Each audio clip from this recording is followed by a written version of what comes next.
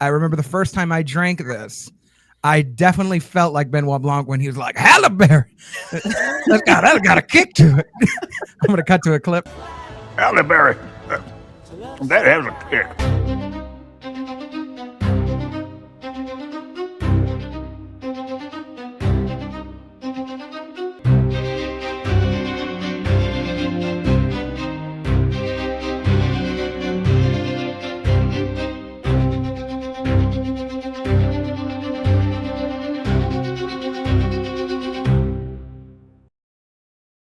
What is up, folks? Welcome to another episode of Whiskey and a Mystery. How is everybody doing out in podcast land? I hope you're doing great. I hope you're doing wonderful, fantastic, all those great things. And I'm so glad you could join us here today because today we're talking all about... Naturally, we broke down the first one and we had a great episode with Emiliano and Brandon. So, we had to do part two. I'm such a fan of this series. I'm such a fan of what Rian Johnson has done for Murder Mystery Whodunits because Knives Out was so interesting. And I think this one has something to say, too, for the genre. And in addition to what will be his trilogy, because the third one will be coming out this year. I think the trailer is going to come out sometime in October. And I think it's going to be released to Netflix in December.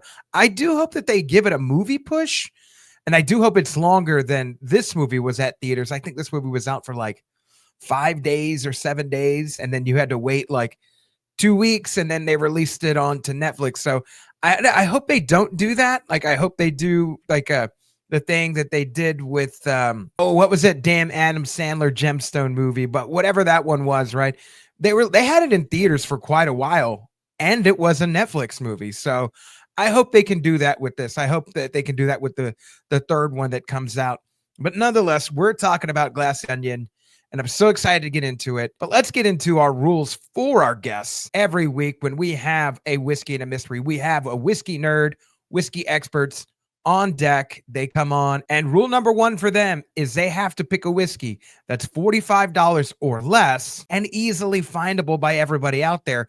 That way you can enjoy the whiskey yourself at home the next time that you watch this movie or just listening to this episode. The next rule after that, rule number two, is at the end of the episode, our experts, our geeks, our whiskey nerds will go ahead and make an expert whiskey pick. This can be any allocation level, any price. Might be hard to find, might be easy to find, but it is their expert whiskey pick. So look out for that if you're a whiskey nerd or if you're a whiskey enthusiast, because it might be something that you haven't tried yet, or it might be something that's on your list that you've been thinking about buying, and now you got a reason to buy it. But now that we got the movie and now that we got the rules, let's get into who our guests are tonight. That's right, I said guests. Tonight's guests are some of my favorite people that I get to podcast with. They're some of my favorite people I get to interact with.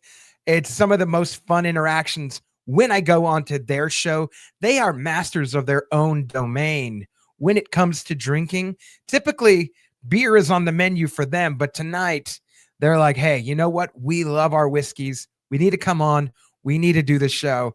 And I was like, yep, I want y'all on. So without further ado, the hosts of Craft Brewed Sports, Scotty K and Mike B. Boys, how are we doing? Oh, dude, thanks for having us, man. Oh, yes, yeah. Appreciate you, man. Appreciate you. Oh, you. yeah. So glad to have y'all on. Usually we're just talking about sports on y'all's show. Now we're talking about a little and I think I've even had y'all on the old school Unfiltered Bachelor, and we had us a little fun time. We did. You and I did the interview where we talked about how I met my wife and, and the cute story. Yeah, you could tell your kids, it's how I met your mother. That's how that works. And we have it on full recording. Actually, I need to... At the time of this, I would have already gone on to Facebook and pulled all those recordings.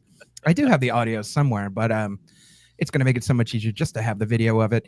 But guys, we are breaking down Glass Onion today. I just want some initial thoughts, nothing too in the weeds.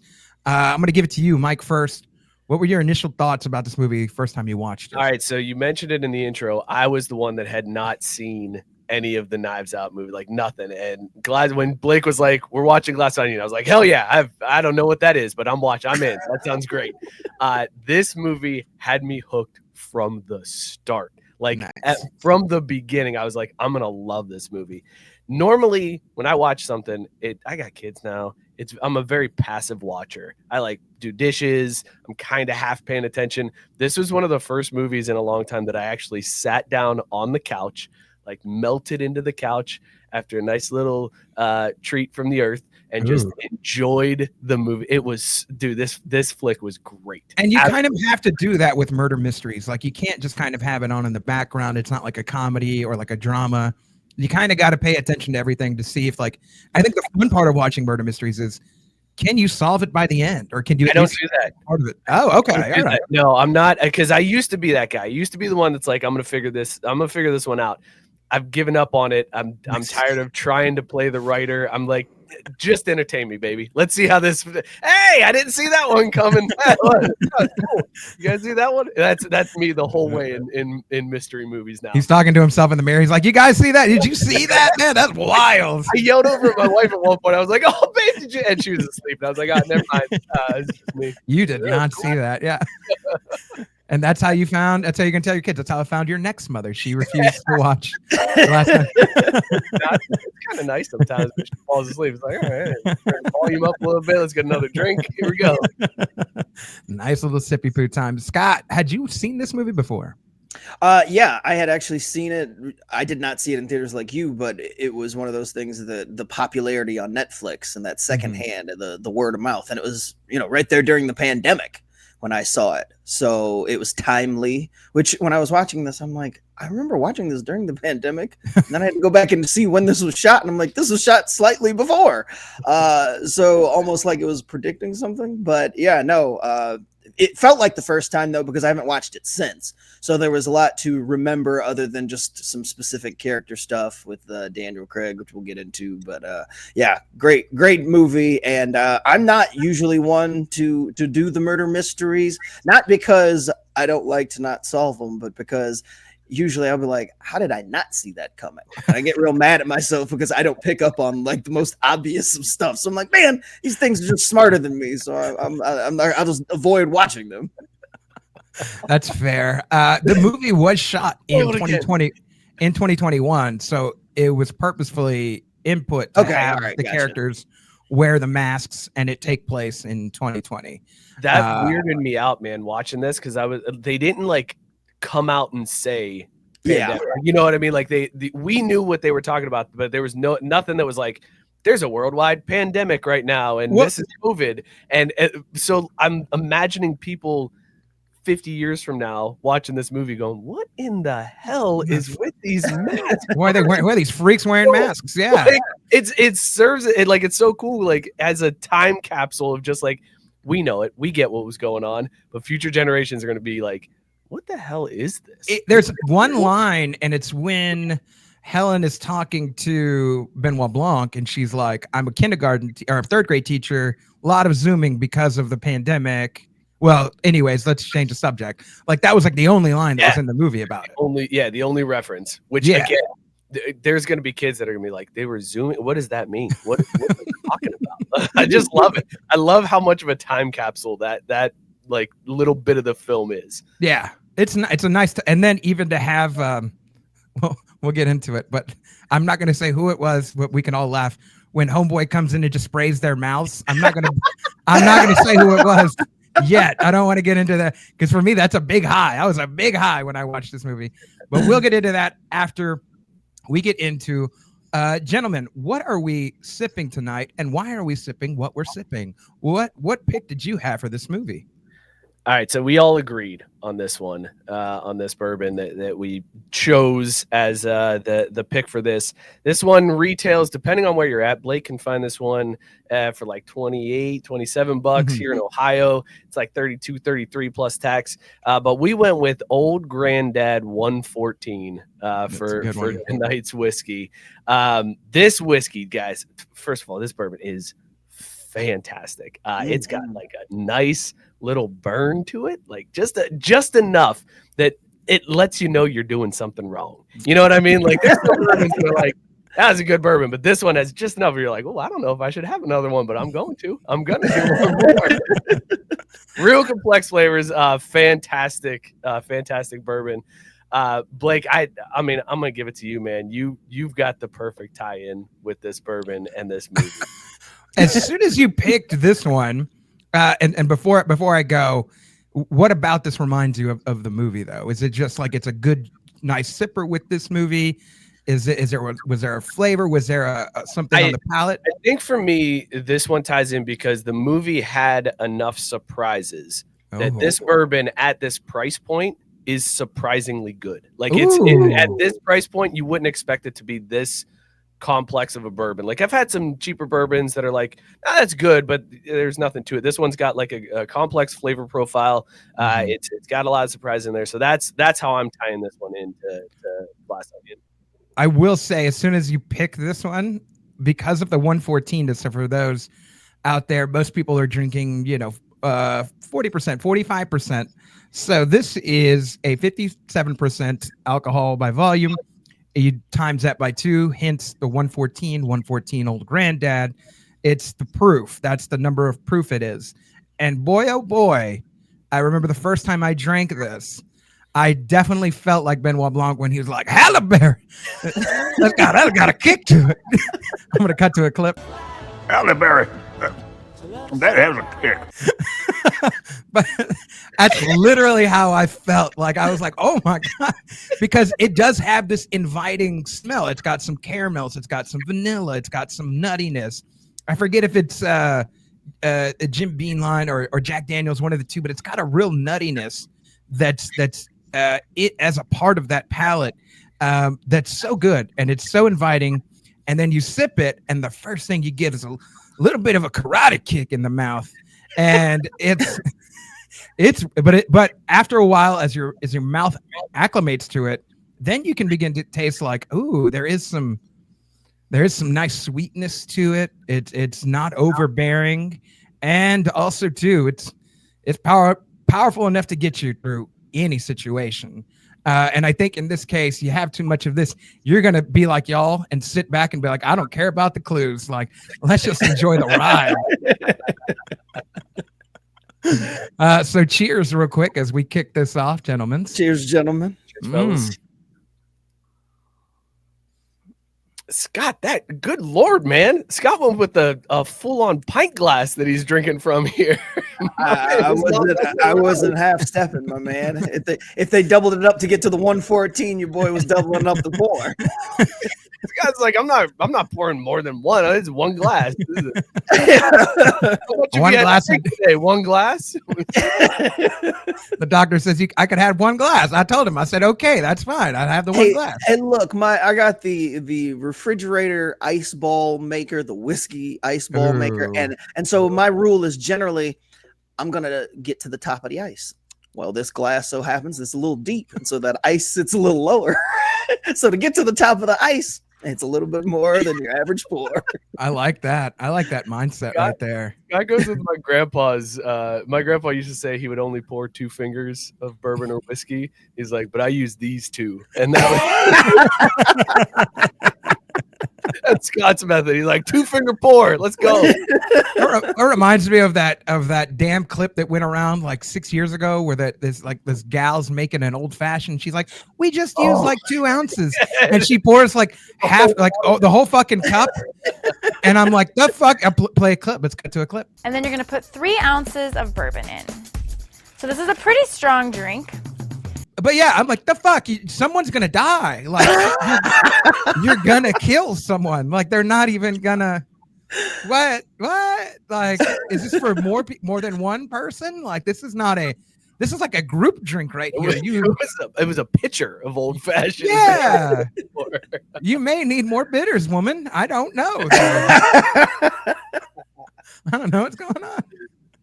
Oh God. But yeah, this is a good choice and a good movie to get into. Let's cut to this real quick. God, when you watched this, what were some of your? We're gonna get to highs and lows. What were some of your highs about this movie that you remember? The cast, man, they put together just like an all-star cast, and I'm a super nerd, so for me it was all the connections outside of this movie, and it was like, look at this. MCU alumni cast. We got Agatha Harkness over here with Catherine Hahn. I mean, we got Edward Norton, who was the Incredible Hulk. Batista plays freaking what's his name Drax, from yes. Drax. Yeah. Like this was, and then I can't think of the one actress's name, but she actually in Netflix's Iron Fist, their version that wasn't technically tied. She takes on the mantle of Iron Fist for a minute. So she has the smaller was she Peg in this movie? Yes. Okay. Yes. So like I said, that was what I noticed. And then obviously you have James Bond playing James Bond playing the main character, which so it's gorgeous to me that you bring that up, because if you look at a lot of just murder mysteries in general, you want it to be an ensemble B-star, B-star, A-star cast. So that way you're not able to guess who the killer is. Yes. Like it makes the most sense to do it that way. And I think Rian Johnson really respected those rules that are set up in like a good Sherlock Holmes, Agatha Christie book, where you look around and you're like, well, shit, I don't know who did it, because there's a lot of people going on around here and I'm trying to solve this. And it's tough because you're like, I want to say it's the next A-list celebrity besides the detective, but it's not. I don't know. And for me, my first thought was just please don't let it be the black guy. Like, please, whatever happens, don't let it be the black guy. What's funny too is the guy that played Toussaint, the scientist in here. He was actually in Murder in the Orient Express, and he played a character in that movie, the new one, the one that came out in, I think, 2015, the Kenneth Branagh version, or 2017, one of the two. And that had everybody in there. It had Daisy Ridley. It had obviously Kenneth Branagh plays the titular character, Hercule Poirot. It had Johnny Depp. It had Michelle Pfeiffer. It had Judi Dench. It literally had everybody was in that movie. But it's funny because he's been in another murder mystery as well. But that's the cool part about movies like this. I'll even bring up even slasher murder mysteries, Scream. Every time you see a Scream cast, you're like, oh shit, I know some of these folks in here, and it kind of could be anybody. I don't really know, That's the fun part about the whodunit. Mike, good high from you. Janelle Monáe's performance. She slayed in this movie, dude. I went in, so when I saw she was in the cast, I was like, same type of thing as Scott. I'm like, man, what a cast. And I'm like, Janelle Monáe? Really? Oh, okay. Let's see what she's got. I had no idea. Dude, the first of all, the twist midway through. We can go ahead and spoiler alert from this point on. Lots of spoilers, so many spoilers. The reveal when she when I was like, oh shit, it's her. That's the twin. She still has the accent. I was like, what an amazing performance from her.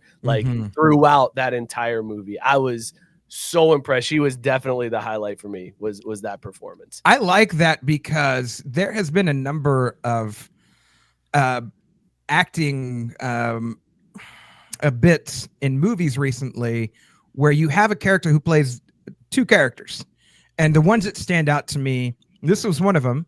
Last year in Alien Romulus, there was a character, he played the AI robot, but he plays two different versions of it, and it's so interesting because he's two different people in the movie. And then the other one I can think about came out this year, which was Sinners. Michael B. Jordan playing two different characters, and they're two different people. I swear I was watching some of the cast and crew, them doing interviews, and I'm like, where's the other Michael B? I want the other one, because there was two of him in here. What the fuck? He plays such two different people so well, and so does Janelle Monáe in this movie. For somebody who's not known to be a proficient actor, when I don't see her in a whole bunch of stuff, she came in here and just slayed it. Do you think that was a part of it? Because for me, that's as I'm watching, blown away by what she's doing, I was like, is she that good? Or is this a product of me having low expectations coming in and her exceeding those low expectations? I really struggled afterwards to be damn, was that really that good, or was I just really down on her before this movie even started? I think it's three different things. I think we have Rian Johnson's directing and writing. I think the casting of this, they found the right actor that could do both. And also, too, I think to Rian Johnson's casting, whoever cast, they were like, they're not going to have expectations if she does bad anyway. So, like, doesn't matter. Yeah. Like, we want, like, she is the main person that the story is about. We really want her to shine. However, if that's not the case, they still have Daniel Craig to fall back on as Benoit Blanc. Well, and you've even got the further fallback of like, if you're in the actual story yourself, where it's like this woman who is trying to like avenge her sister's death, and like she's shaking, she's dealing with all these emotions. If she's kind of shitty at it, the person would be shitty at that. You know what I mean? Right, Like, yeah. even if she has a bad, like, it's such a brilliant move, because even if she doesn't perform well, it's like, well, yeah, a normal person wouldn't perform well. That's the character. That's the character right there. It's amazing. It's so well done, dude. It's so Yeah. well done. Factuals. Scotty K, any other highs? Daniel Craig's performance, man. I mean, because again, you see him, or at least for me, the shit balls. Just seeing him and thinking of Bond and how You just love the accent. He's got Well, southern. yeah, that too. He's got Southern Tourette's the whole movie. It's so great. But just again, it's just like you come in with this perception of him as Bond, who's calculated and cold and very kind of like stiff as a personality or whatever, and then you have him pulling this character off, and it's just every time on screen, just visually when he's talking, anything he's doing, just the way he's looking at the certain characters when he's trying to pick up on clues early in the movie, it's just hilarious to me. Like, and same thing with like Batista, like especially early on in the movie when they give his character some moments to shine, like every little line he just nails. Mom. Oh, you have to do that when I'm live. I've been calling you. You gotta answer me when I call. Oh, will you shut it? We've been over this a million times. I told you when me and Whiskey are live, you gotta let us do. I like all of those. I love all the performances. This one of the standouts for me, and I rewatched the other night. Fight Club was Edward Norton. I always loved. Oh gosh, I always loved as a villain too. Yeah, I feel like he usually is more of a good guy. So seeing him as a villain, he really did a great job at it. And they did the good job of casting him the way that you would somebody who. Okay, so he's revealed to be the bad guy in this movie, but we have seen him in so many movies be good guys. So even as we're watching this movie, this is such a Rian Johnson move to do, is to subvert the expectation of like the guy that you normally see as a good guy. You're walking in, you know nothing about the movie, but you've already made judgment calls about a lot of these characters. You already think he's the good guy, or he's just like this dumbfounded like billionaire and who's just like helpless, and he's not at all. He's like this mastermind of a bad guy, and you're like, oh, and then it makes you feel like every little shithead move you've ever done in every movie. That's right. I'm glad you're the bad guy in here. And I'm glad they're finally calling it out, because you are a little shithead. But I knew who they were, and I told her who they were. Shitheads. Every bad thing I've heard from every Hollywood lot about you being a little shithead he's the bad guy in Italian Job. I'll give him that, right? But like, since then, we haven't really seen him do a whole bunch of bad guy roles. So, unless you get offended by bobhead bitch tits, then he might be the bad guy. He's not the bad guy. That was the Tyler Durden talking. Come on, man. Let's be honest. But he uttered the line. Sure. Yeah. I'll give it to him. Yeah. This meatloaf, bro. Leave him alone. Let's cut to a clip. So, if this was just us playing my murder mystery game, which we should have been doing all weekend, then Blanc wins an iPad Pro this time. We just got to a clip. We just came back.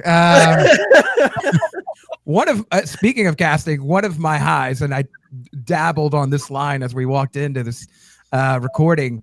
Ethan Hawke out of fucking nowhere, Bro. Like, put this in your mouth and shut up. Like, let me spray this shit. You're good now. You're good. Do I need my mask? You're good. You won't be needing that anymore. I won't. You're good. What is that? Is that some kind of disinfectant? Oh, You're good. Have a great trip, everyone. Just walks away. In the same vein, it's like when Serena Williams pops up. It looks like it's just a frozen pig, then all of a sudden she starts talking. Like, you guys gonna get I don't care. It's not my money. People playing themselves at moments like that in movies where it's like you're sitting here trying to focus on everything that's happening and it's real serious, and then actual Serena Williams playing herself right up like that. It's the like crazy out of it makes you laugh. The crazy thing is there's so many online theories that it's actually Ethan Hawke being Ethan Hawke and not Ethan Hawke playing a character. And I kind of love it because they're like, Miles Braun is so rich. All he did was hire Ethan Hawke to spray his friends' mouths in grease and then buzz off. Be gone.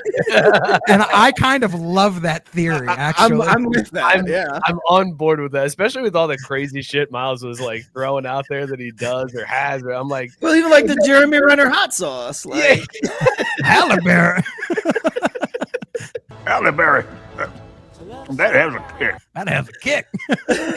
Or this is hard kombucha. This is Jared Leto's hard kombucha. Yeah, I'm a Cut to a clip. That's hard kombucha. That's Jared Leto's hard kombucha. I'm gonna whoop Jared Leto's ass. Kombucha making ass. That line.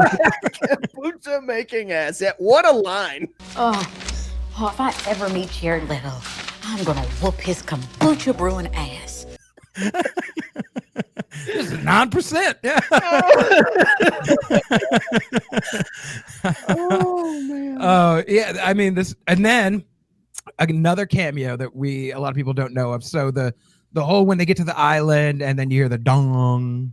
Amazing. What is that? That's the hourly dong. That is voiced by none other than the guy who has been in every single Rian Johnson movie in one way or another, Joseph Gordon-Levitt. shut up. Nope. No way. Nope. That's actual Joseph. That's crazy. And I'm so glad that you I'm so glad that you brought that up because I was looking at the cast list and I'm like, where the fuck was Joseph Gordon-Levitt in this movie? Like, what do you mean he's like, why is his face on this cast? I'm like, this must be one of those internet errors, or he must have a credit that has nothing to do with being in the film. Like he was like in some sort of cut scene or something. Yeah. No, he's on the cast list and I could not figure out why. So thank you for filling me in on that because I had no idea that he does the dong. He does the dong. That's incredible. I wish that was his character name, the Dong. Didn't get a credit on IMDb. That was his character's name in the movie Don John. Let's cut to a clip of that real quick. Why'd you ask around about me?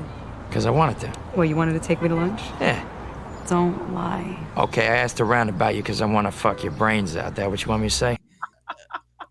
That's actually, I love that movie. I love that movie. That is one of my favorite movies. Like that is such an underrated JG rom-com as him and ScarJo and freaking Julianne Moore. What a great movie. It's Tony Danza. Tony Danza plays the dad. Yeah, that's so great. He cracks me up in that movie.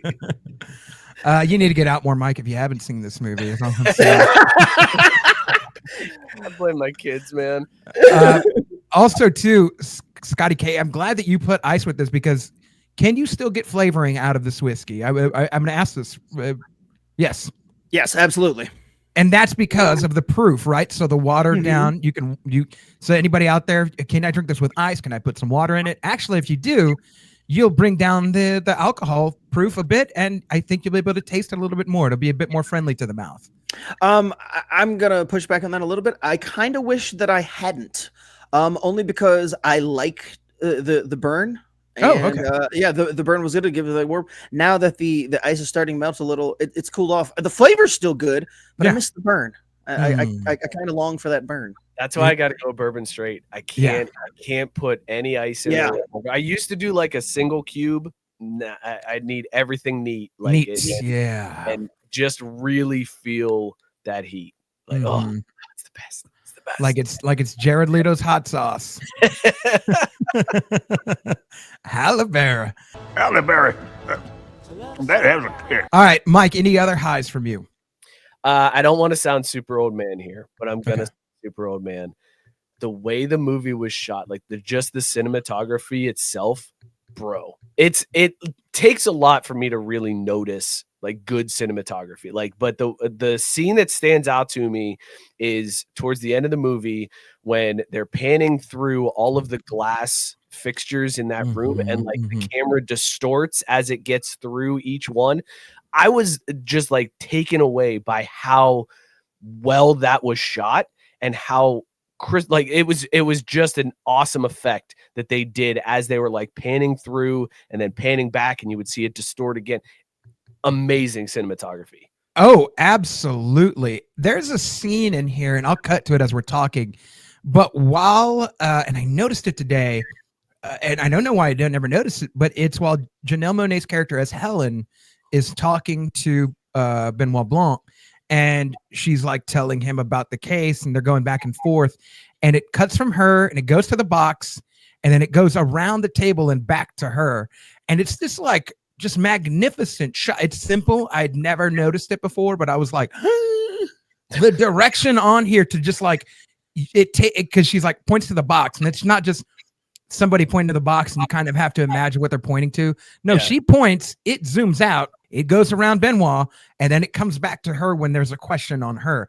And it's just a beautiful, beautiful shot. So well done, man. It's so well done. I know. Yeah, absolutely. And I think that's what you get when you have a good, I'll say this, some of the best murder mysteries have some of the best directors, right? The original, to even go back a long time ago, the original Murder on the Orient Express, the director was Sidney Lumet. And like, he's this well-known, amazing director of the 40s, 50s, 60s, 70s, right? And he directs this incredible movie. Same thing with Kenneth Branagh. Like if you watch the Kenneth Branagh renditions of Hercule Poirot, the cinematography of it, even if you disagree with how the character's portrayed, you can't deny that the cinematography of it is incredible. Same with like Wes Craven in Scream 1, 2, 3, 4. Like, even if you disagree with like how stuff went down in the movie, like you're like, at least it was shot well though. Like shit. The story might not be great, but it looked great. Like that's what Glass Onion had it all. The story was good, the cast was good, the how it was shot was good. But like, yeah, you're right. That cinematography, like if it's on point, bro, you can hang your hat on like, well, at least it looked sweet. Right. And I think it's important in murder mysteries because the cinematography of how you're shooting this, the direction you're shooting this. When I rewatched this, you can notice the scene where Edward Norton's character takes the gun from Batista. And then you can notice the scene where he drops something into the ice bucket and is making a drink. Then you can notice the scene as he like steps away, he's like running away from people. He clearly has a bulge in his butt, a black bulge. And you're like, that motherfucker had the phone the whole time. I'm glad you said that because I did that. Like I went back after the reveal was done. I went back to watch and be like, did they actually shoot it that way? Right. Or was this like a recut to make you think like, but they actually did. Like he actually does hand Batista the drink. Like all of that stuff actually happened. Amazing. I loved the cinematography, especially during the scenes there at the end with the fire and the Mona Lisa. They kept transitioning through all of that.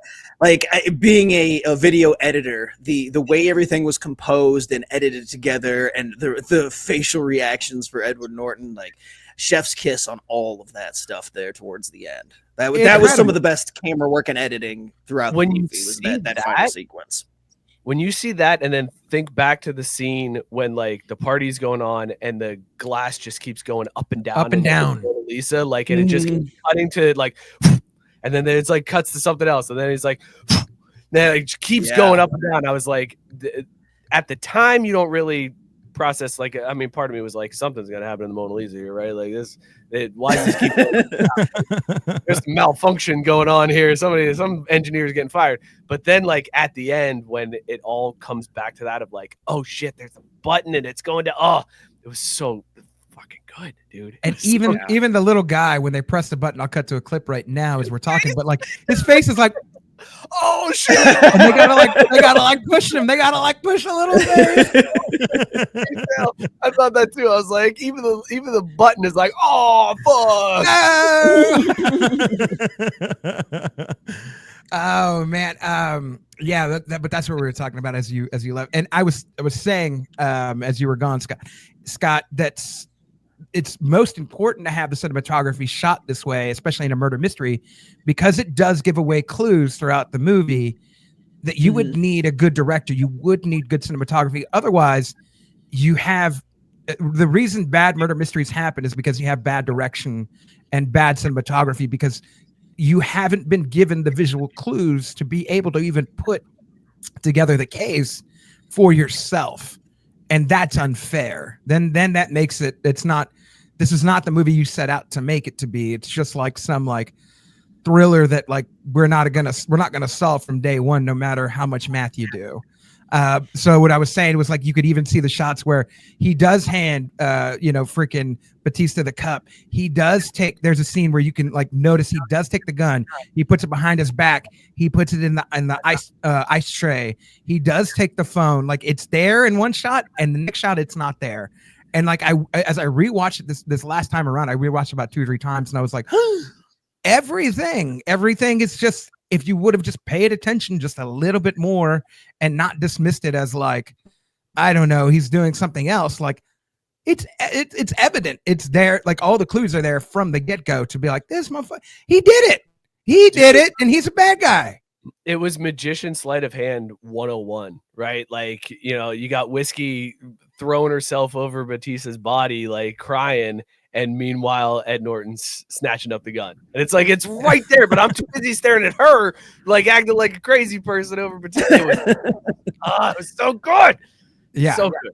So good. Okay. All right. Let's start it off. I started it off with Scotty K last time. Mike, what are some lows you do have about this movie, if you have any lows about this movie? I do have one. Ooh, let's talk about it. I know I said that I try not to, figure out the movie as I'm watching a murder mystery, but watching this movie and there's the random dude that just pops up. Daryl. Like, he's not part of it. I was like, that guy's fucking part of this. He's totally part of this. And then he pops in randomly later on. He just like, want to hang out, or like he literally was just a bit character that was there on his own, not part of anything. And it got me so mad because I was like, I wanted him to be some part of it to this, and he wasn't. And it just left me feeling so angry because I'm just like, no, everything inside of me is telling me this guy's got something to do with it, and he just doesn't. He's just a dude. He's just a dude. He's just a dude walking around. Like I was pissed. That guy is named Noah Segan, I believe, and he's also, I think, been in all of Rian Johnson's. Like Rian Johnson has put him in all of his movies as well. You tell me Rian Johnson's got some like Adam Sandler traits going on here. Yes, I am. In every single movie somehow, even if they're the dong guy. He's like, listen, Joseph, I got this role. It ain't shit, but you just say dong. You just say dong. All right. He's like, you don't got to show your dong. You don't got to do any dong things. You just say dong. We'll edit it in post. How many takes did that take him? I'm gonna put the over under at 15 because I feel like this, with the way this movie was done, was probably like, nah, it wasn't a good dong. We need a better dong out of you, man. Give me one more dong. Let me hear. We're close. At least I think a good 13 dongs. 13 dongs. Yeah. Taking the under. Scott, over under on 15 dongs. I'm going over because they do so many safety shots for everything that that they're just like, give us a couple more. Yeah, because your editor's got to have options, right? So that's fair. Like a true editor. Spoken like a true editor. That's right. All right, I'm not going to argue anymore. It's 25 dongs. Also, that's not this movie. That was a different movie that I saw a long time ago. 25 dongs. Cut to the clip. Let's cut to a clip. We'll be right back.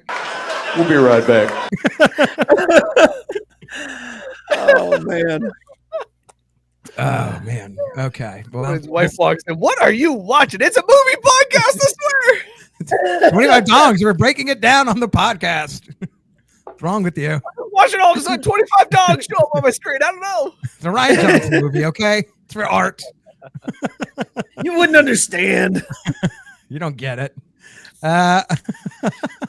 You didn't get Inception. You won't get 25 dongs. Come on. I just realized this 114 is turning me red, fellas. I'm getting very red from this 114. That's good. I like that. Daddy like you. Or was it the 20? Was it the 25 dongs? We'll be right back. Cut to the clip. Column in, little column Cut to a clip. We'll be right back. Scotty K, give me some lows from this movie. What are you thinking? What's on your mind? It's going to be one of those that sounds like a more of a high if you're thinking about not wanting to be sitting in a movie forever, but it went by so fast. I know that the runtime suggests that it's not a short movie, but it feels short. I wanted more time with the characters, and because it's such an ensemble cast, like not everybody gets their appropriate time to shine. I feel like it's like I just wanted more, and so that's actually a good thing that they left me wanting more. Like that's the sign of good writing and a good. But that was my only thing is I looked up and I was like, man, I remember thinking, oh, okay, this is decent. About 2.5 hours or runtime or whatever, and it's wrapping up, and I'm thinking, wow, that really didn't feel that long. I kind of wish I would have had more time with some of the side characters that at the beginning. So, speaking of side characters, Hugh Grant as Benoit's yes, roommate or boyfriend, one of the two. Like what? What? Are you in the bathtub again? Just snuck that in. So yeah, I mean, so that's like it's like a low, but it's not really a low because again, you want a movie to be tight and concise too. Like I'm sure there's plenty on the cutting room floor. Like maybe there needs to be a director's cut of a movie like this, just to see, Rian Johnson how cut. some of the stuff like that. Yeah, and we know Rian Johnson can go long. So we've seen his Star Wars. So I saw Star Wars, and let me tell you, that boy can talk. That boy's got some words about some things. I want to try and find some lows, but I think I think similar to you, just give me a little bit more about each of the characters. It kind of doesn't matter, but I just kind of would like one thing that they didn't do in this that I enjoyed in Knives Out, or I enjoy that adds to the denouement at the end when he's giving his speech about you did that and you did that, is there was not really an interrogation scene, a solo interrogation scene with each individual character to sort of try and piece together everything. And it leaves you with this notion that Benoit Blanc has more of the Sherlock Holmesness to him, where Sherlock just kind of sees a thing and he's like, well, that was put there at 3:11 p.m. Yeah. And if it was put there at 3:11 p.m., that means that the janitor was here. And if the janitor was here, somebody would have seen it. But saying nobody saw him, that means that nobody was here right then and there. But somebody was like, it connects all these points where you're like, well, when the fuck could I have figured that out? I couldn't have pieced together that shit. Like, when the fuck? So I would have loved a little bit of the interrogation. Like, it does seem like a trope, and I do understand Rian Johnson tries to stray away from the tropes when it comes to movies in general. But he did it in Knives Out, and it worked so well. It worked really, really well. I would have loved to see that in this movie, just so we can kind of it's not only you get factoids from the characters, but you do see the character themselves. Like, how are they emoting? Like, how are they acting? Like, how are they, what's their tics? Like, what's kind of making them shake, and what's kind of their motivation for even being here? It's all sort of circumvented by the fact that Andy's character, the other Janelle Monáe character, keeps a journal, so then you kind of just know everybody's everything, and you're like, okay, well, I guess we don't got to talk to these guys. I guess, I don't know. I did miss that. Yeah, you're right. I did miss that. And even when it's like spliced together, right, where it's like the monologue from each character, each suspect, and it's all spliced together, so it's like cut to this character and then cut to this character, and everybody's got like their type of delivery. We're like, oh, it's him. No, it's him. No, it's this guy. God damn it, these assholes. Missing that kind of sucked. But to your point, the way that they did present that with Janelle Monáe's character, like being the sleuth and like gathering all these clues from everybody and then reporting it back to Blanc, I thought that was a cool way to accomplish what we normally see in the murder mysteries, but doing it in a way that wasn't, give me the monologue. Thank you for the hidden clue in that monologue. Next monologue. Thank you for the hidden clue in that one. Like it was so tropey. It's so tropey. Yeah. No, that makes sense. That makes absolute sense. But that for me would have been my low. But besides that, I feel like I think people's low when it came to this movie, and you let me know if you feel this, was when this movie came out, a lot of people didn't like it because it felt like an attack on Elon Musk, and it was too over the top, and it was too robust with saying, oh, we get it, for celebrity people and influencers are bad guys, and it like had some undertone of message. And yes, it's Rian Johnson, but like also like the last movie was about a family. Like, the fuck do you want? You want him to do a family again? Like, you might be on it. Change. You might be honest on the Blake, and I joked a little bit there where I said ahead of its time, but like at the time that this came out, that may have been the sentiment. But if this movie comes out now, people are like, fuck yeah. Yeah. People like, screw you, governor who blew off all the mandates and went to Greece and hung out with your friends, and screw you, billionaire. Like, people would 100% be behind this if it came out now. It would be like unbelievably, like the TikToks about this and the think pieces would be the manosphere sort of character of Duke, right, being the sort of like ahead of his time, Andrew Tate. Yeah. Sort of man, this sort of, oh, I'm doing all this man talk sort of stuff.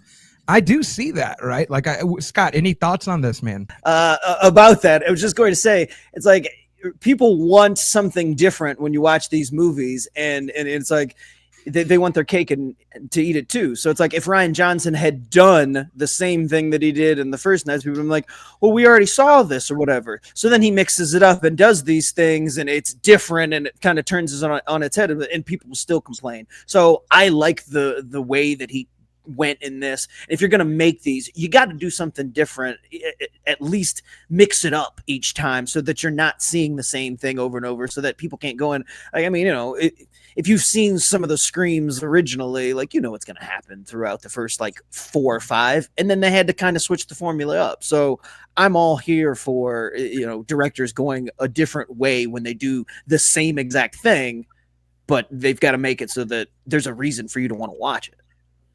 Absolutely, and I think it spoke to. I think Rian Johnson was onto something, to Mike's point, that it was ahead of its time. Like, right, like the governor leaving town. Well, like I mean, I don't remember a governor, but Ted Cruz leaving town during Snowvid here in Texas. That was a big thing all over the news, and I remember that very distinctly. The whole thing with the billionaire, it is like sort of like stealing people's ideas. Like it is sort of a knockoff Elon sort of feel to it, How about just the celebrity posting random racist things on Twitter? That's an actual thing. Apparently that was an actual there was some Instagram influencer or somebody who did compare herself to Harriet Tubman, and this was on like some sort of talk show like The View or Oprah or something. And like this did happen. Like that's the thing. Like it's just so wild. It's just so wild. And then again, the whole this was released, but prior to people noticing somebody like an Andrew Tate or somebody like these influencers online who are real like red pills, sort of alpha male type of influencers. Well, that's what Duke is, and he's the precursor to that. But like Ryan was just ahead of the time, I think, on this. When this came out, a lot of reviewers, a lot of people were critics about it. But now, to your point, Mike, I do think that like time has treated this movie good and the characters in it very well. Yeah, for sure. Yeah, fantastic. Landing the plane in here. Who was your MVP? Scotty K, before your internet cuts out again that we don't want it to do. Uh-oh.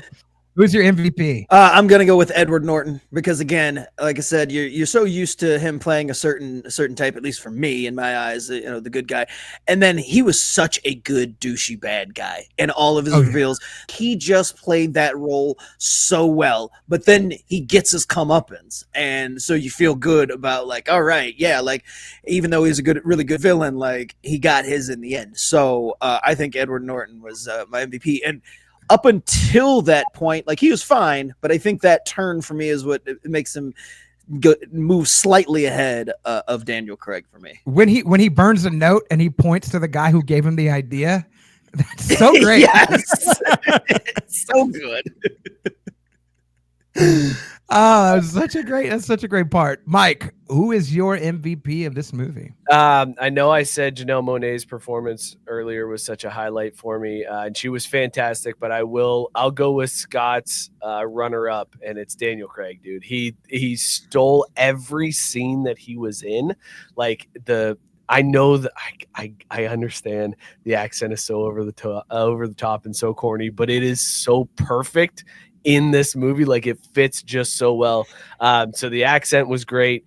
Every scene he was in, I was either laughing or hooked on what he was saying. Like that dude 100% stole the movie for me. It was Daniel Craig. Love it. My MVP, and you mentioned, but it is Janelle Monáe. And I think it's because I came off of Knives Out expecting Benoit Blanc. Like Benoit would have been my MVP maybe in the first movie. But So because as a rookie watching this as the first Knives Out that I'm watching, right, it's okay. It's okay. Right. It's okay. I get it. But given that I've seen the series and I am the murder mystery expert. I'm not the drinking expert, even though I do drink and I drink and I know things. Let's cut to a clip. That's what I do. I drink and I know things. But. He's like, I was watching Benoit Blanc when he was doing garage shows, so I've been here before. It ain't. I'm the world's most okayest detective. I don't need to be.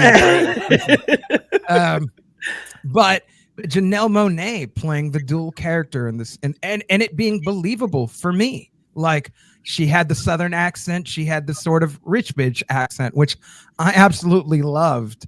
The scene when the fucking hot sauce gets in her nose. Oh my god! Shitballs! Halle Berry. That has a kick. that for me, like even though it's CGI or whatever, like I felt that in I was like, oh my god, this is gonna burn. This is gonna burn. When her nose was twitching as that was dripping towards her nose, like again, like the cinematographer, I was like, oh my god, I feel that. I feel my nose like rub this off my face. It's not even on my face. And then at the end, when she has that sort of comeuppance where she just breaks all the crystals and like throws the clear and like races to the Mona Lisa and like has her little like gotcha moment, like I buy it. I'm with it. I'm here for it. I love it. And to even go back in time when they're at the Glass Onion and she's Andy, completely different character, completely different persona and vibe, like I felt it and I enjoyed it. So for all those reasons, she is my MVP of this movie. But I think we all had some solid MVP. I don't think there's a wrong one. I don't think there's a lot of people. They came in. I walked in. There was a lot of MVPs. I walked into the room. I said, "Wow, a lot of MVPs. So many MVPs. They're all American. I love it." And they're like, "No, Daniel Craig's from Britain." He's like, "Not anymore. He's not going back. We're keeping him. He's doing great." And then obviously. Oh, let me tell you who the MVP of the movie. Obviously, it's going to be Batista. He is telling the truth. He is selling rhino pills. We all know what's going. It's not real rhino pills. We all know. Ex-CIA. We all keep it right here. That's it. That's it right there. That's all we're doing. Alex Jones on Alpha News. That's it. Alpha News. That's where Alex Jones is going to next. That's going to be great. All right, as we round this out and land the plane, obviously one of the funner parts of this show that we get to do is not only sip throughout this, but you guys were invited on with a task. And that was for the people who want to get a little bit more fancier than a $28, $33 bottle. What, Mike, and I know each one of y'all have one, and I like that each one of y'all have one because I think it goes to the respective roots of where Craft Root Sports comes from. But Mike, for this movie, what is your MVP pick for this movie, and why is it your MVP pick? All right, so your expert pick, I should say. Expert pick. So I will say, Blake, you had mentioned on Craft Root Sports, we always drink a craft beer and then talk sports. And Blake was like, "Go ahead, pick a craft beer that's on brand." I did not pick a craft beer. As much as I love craft beer, I love bourbon more. Like I'm a big bourbon guy. If it was bourbon sports, I'd rebrand. People would be dead already. Like, yeah, but I wouldn't make it. But I did have a bourbon like in my personal collection that when I was thinking of this movie, I was like, what would be a good bourbon that matches this movie, like a top tier bourbon? And it hit me, and it's Booker's, and not just any Booker's. I'm talking Booker's small batch. Now, Liz, look at this bottle here, Blake. Do you notice anything about how this bottle gets shipped? In a box, just in like a the movie. box, just like the movie. Right? I was like, what bourbon? It could be an expert pick. And I was like, the one that I have on the shelf in a box, like all the invites that got sent out. It is, first of all, though, this bourbon is fantastic. It's straight gas. Like it is. What's the proof on that? Higher. I want to say this is 100 proof. No, just kidding. 62.9% ABV. So double that. That is just kerosene that you're drinking. That is 5%. That is 5 more. So this is 57%. Yep. That's 62.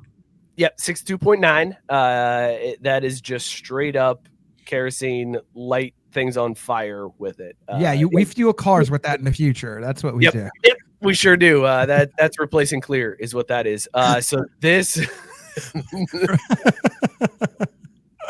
this is my expert pick is the Booker small batch. It's a beautiful bottle too. Here, I'll remove the glass like the Mona Lisa. I'm just gonna Mona Lisa that. Like the bottle, I gotta break this out. We gotta break this out. Like the bottle comes with like the whole wax too. It's all waxed up. You can tell this is how you know this bottle is worth it.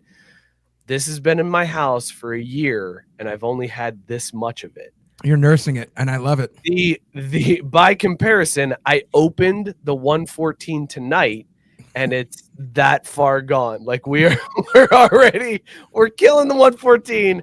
The Booker's is just chilling on the shelf. All right? Save the women and the children. That's right. Scotty K, it's up to you, player. What is your expert pick and why is it your expert pick for this movie? Well, my expert pick tonight to stick with the theme of the show and represent the beer side of our podcast. I've recently gotten into sours. Specifically on the show, I've tried to branch out and expand the flavor profiles and everything because when we started the show, we were very me more so than Mike. We were like anti-IPA. We go back and like one of the y'all were and y'all weren't. I will say this just to add to this. Sorry to interrupt. No, you're good. You're good. Y'all turned me on to High Life, and I still drink it to this day. That's a good beer. That was like your first 12 episodes or something, dude. Yeah, that was early. That was early. And so like Ohio. There has been journeys for us throughout the show, and we went like on the IPA journey, and I became more accustomed to IPAs and got ventured out and found this whole new world. Been doing that with sours over the last 6 months or so, and every time I find a new one, I get excited. But it's always kind of with this apprehension, is this going to be good? I don't know, but it can be good. And I found a company, a brewery called Drecker, and they make some of the best fruited sours. And this one that I picked for this show specifically is called Chunk, and it is their Sunday sour with blueberry and white chocolate. Okay. And again, when you look, the pour, it looks like juice. It looks like the first time I looked at it, I was like, this looks like the blueberry syrup that they have at the at Bob Evans for the little syrup cart that they have with the different types of syrups. It looks like the blueberry syrup. Has no business being something that you would enjoy drinking as a beer. It's like Janelle Monáe. Unexpectedly amazing. Oh, every single time. That has become my experience with sours. That's why I chose it for the show. You're like, this might be okay. There's no way that it's going to be good, though. And then, bam, fucking nails it. Fucking nails it. So, yeah, Drecker's Chonk. And of course, I'm going through a tunnel as this happens. No, you're good. You're back. No, you're good. You're back. You're back. The whole time Scott was talking. Okay, cool. How is he gonna tie this in? How is he gonna tie this sour? I was wondering. Fantastic tie-in, but holy shit, bro, that took a long way to get there. We were landing the plane, but they're like, let's tour the city real quick. Let's tour the city, and then we'll land the plane. Don't even worry about it. I had to up the performance because Mike came with his box shit, and I'm like, well, goddamn, I just got this can of beer. Like, I don't have a big old thing. How am I gonna up this for this guy? This guy coming in here shuddering with his box and comparing to the movie. Like, what do I got? Like, I knew the comparison that I was gonna get there, but I had to flour it up and pepper it up because this showman over here started first. I'm like, I gotta follow that. He came with a box of bourbon. Ah, shit. And then Scott puts it in an Amazon box. He's like, listen here, I got something to y'all need to watch out. So I had to jazz up the connection. Then you get there and you're like, it's like the murder mystery. You're like, oh, I got it. I see.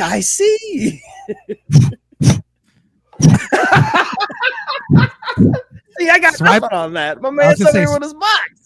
I was gonna say it swipes up every time Scotty's full of shit. That's how that. And then it would just stay up.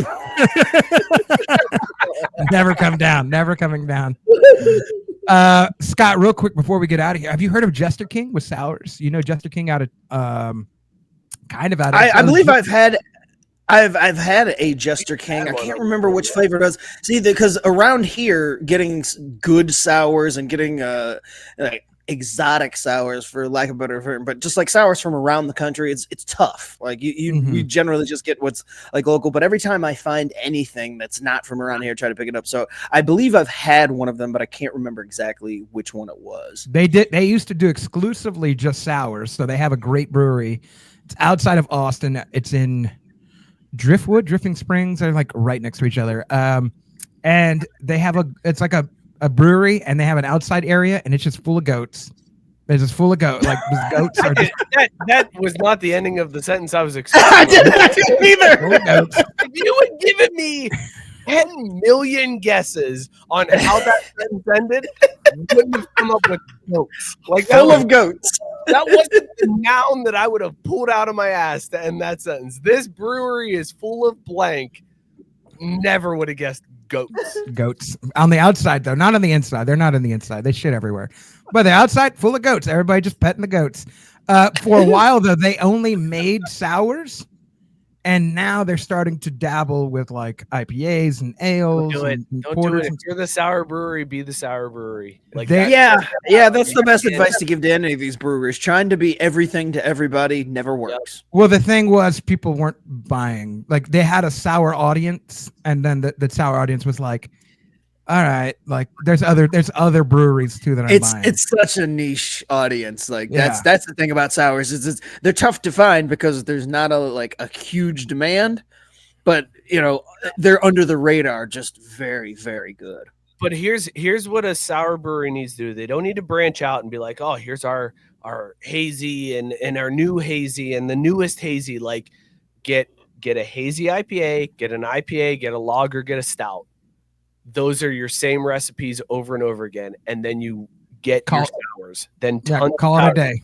Yep, switch up your sours. You've got your IPA that's solid and it's fine and it's acceptable. You're the sour brewery where you can also get an IPA, but your sour needs to be your bread and butter. Don't try to here's our new IPA and this is a different IPA. Don't branch out. You're the sour brewery. You get the beers that you sell, but you're the sour brewery. I don't know. As also while you're saying that, I don't know if people caught that. They can catch on the replay. Scotty was just like licking his fucking cup. Like that's how good this beer is. It came down, and I was like, I don't want that to drip on my table. Getting every sip. I don't want to waste that. Actually, let me cut to a replay. IPA, and this is a different IPA. Don't branch out. Hit me with the slow-mo like the Mona Lisa. It's going on right now. We're laughing about it, but it's happening right now, and this is so great for the fans. It's zoomed in on you. The power of post-production. The moments when you forget you're on camera, my man. 24/7. Got used to that preview, Scott. We go solo. I know. I'm so used to Mike cutting away from me when I'm not talking. This is like a murder mystery. We have to see it all. We have to see it, the whole glass onion. You know, the transparency. Yeah, right to the middle. It's almost as good as your Alex Jones. I'll keep practicing. But Mike and Scott, this has been an amazing time. I do hope, but I know we are going to do this again in the future because this is just 100%. incredible. Yes. Yeah. For those who maybe are not familiar with you as I am, and want to follow more of your antics and see Scott lick some glasses and see Mike, make some dong jokes, where can people follow y'all on the interwebs? Take over the show. You guys know what to do at this point. So Craft Brewed Sports, we do a live show every Tuesday here on YouTube at Craft B Sports. You can find us there. You can follow us on all the socials at Craft B Sports. We're on Twitter, Instagram, YouTube, TikTok, all of the sites. You can just search up Craft Brewed Sports. We're there. We also have a Facebook group that I know Facebook sucks. Facebook is pretty shitty to be there. Like it's just your uncle posting weird videos that you're like, God damn, I didn't realize you were a Nazi. But it's a good. The Facebook group is a good place to be. You just destroyed Blake on that one. Thank you. I can't share anything else anymore. I guess. Trying to get Blake to crack. That's all I'm looking for. Our Facebook group is like literally like our comment section come to life. So it's good times. We got an AI robot in there now. It's a fun place taking over. So that's the only reason we even have Facebook is for that Facebook group that actually, Blake, you set up. You started the Facebook group. You were the first one that were like, hey man, you guys need a Facebook group. And we're like, sure. Yeah, that sounds great. And then you were like, I made you a Facebook group. And we were like, shit, I guess we got a Facebook group now. That's pretty cool. Fast forward 7 years later now. Exactly. But yeah, you can follow us at Craft Brewed Sports there. But yeah, new shows every Tuesday night, 8:00 on YouTube. We're on all the podcast platforms too. So hit us up there, whatever. Absolutely. Scotty K, anywhere people can follow you? I also do obviously same place because I'm on that show, but I also do a baseball show with a good buddy of mine called Backwards K, and it's a branch off of our Craft Brewed Sports main hub there, and we just talk baseball, just all the weekly happenings and monthly happenings, because this time of year my buddy we both coach our son's baseball teams. Like we're the coaches on the teams, and it has just wreaked havoc on our schedules over the last month and a half. So we try to do it weekly, ends up being monthly during the season, ironically enough. But during the off season, we are there, man. We are all in to give you all the off season news that's not happening about the games that aren't going on. So that's Backwards K if you want to find me awkwardly hosting a show. I do such a better job when I'm standing next to Mike. I'm Holy G. Willikers Batman. That's my role. I think I'm just gonna be honest. I think that's the reality show for Craft Brewed Sports that we've been missing is y'all two being coaches out for the little kids. I just want to see that reality TV. Well, I mean, I was just going to say, like, I coach with my co-host, up here, and Mike also coaches for his son in the area towns. And our war stories from coaching our sons and in these different leagues, it's like it's the same, but it's different, and it's just it's wild. The world of youth sports is insane, man. That's the show that people want to hear. Quite honestly. Honestly, you know, if we did a youth sports show, like just talking about Little League baseball, it would probably blow up in It would be way more half the popular time. than Yeah, that our show. We've been doing it for almost a decade, and we could do one episode about youth baseball, and we'd probably take off. Let's talk about that after this. Actually, it's hilarious because like Scott and I will text each other after games where it's just like this happened. Oh my god, these and both of us are like, it's such a universal feeling for all of these things that we're experiencing, of just like the way the kids act, the way the game unfolds, the way the umpire, like Scott, I got a story for you, by the way, about the umpire last night. I got a story for you. I came close to getting thrown out of a 9U baseball game for the first time this season. Almost the same time for me this week. Like ours ended on a call that I was like, well, the game's over. I might as well get my money's worth. So there's that. Mine was first inning, and I got the, hey, coach, we need to talk. And I was like, oh, I'm in trouble. I almost got kicked out of a Little League game, but I had no skin in the game. I was just there. I had a bottle, and I was just like, fuck you. And they were like, you got to get out of here, dude. Anyways. I'm like, I'm 12. What the fuck, man? Like, I'm a kid. Like, your mom sucks. I remember her from high school. She was fat.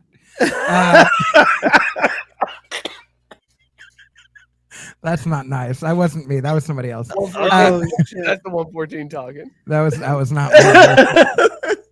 That was the other Janelle Monáe character. That was not me. Blake brought his knives out.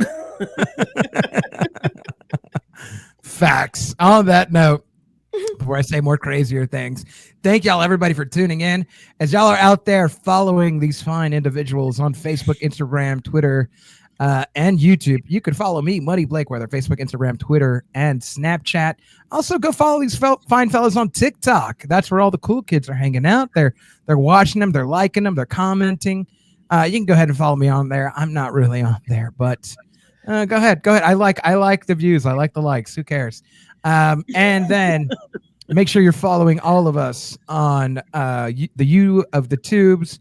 I was just recently on Craproot Sports. By the time you watch this, it would have been a few weeks, but go ahead and tune back for UFC 316 breakdown. I thought it was a lot of fun. And I always have fun every time I go on. And it sounds like I'll be the lead correspondent come every big pay-per-view. So that that makes me very excited. I like then that's a like.